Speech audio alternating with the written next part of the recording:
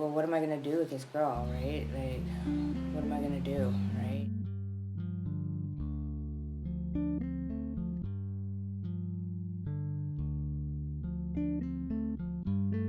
I shut it out for the first long time until I started working with a psychologist, right?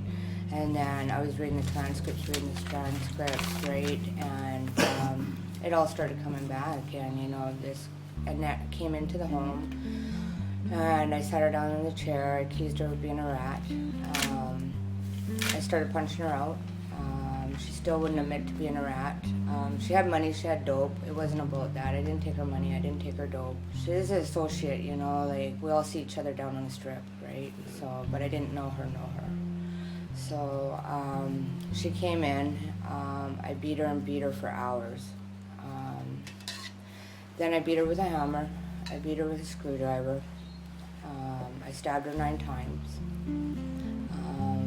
She ran to the bathroom, tried to lock herself in. And then I just kept beating her. And then I was like, well, what am I going to do with this girl, right? Like, what am I going to do, right? And I wrapped her up in a blanket, put her in a trunk, and drove around with her for 12 hours. Sat in Vancouver for a long time. I thought about strangling her, and then I thought, no.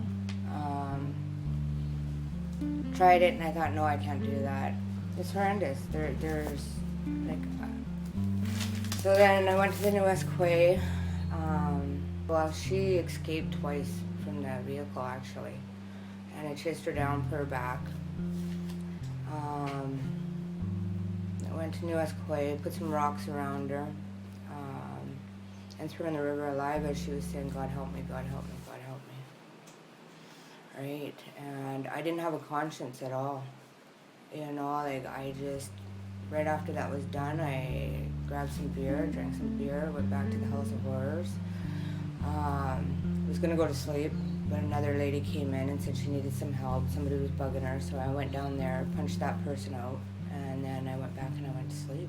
And then I walked around like it never happened, till I got arrested, and then it was 2 years to that day after that it didn't clue in that I actually did what I did.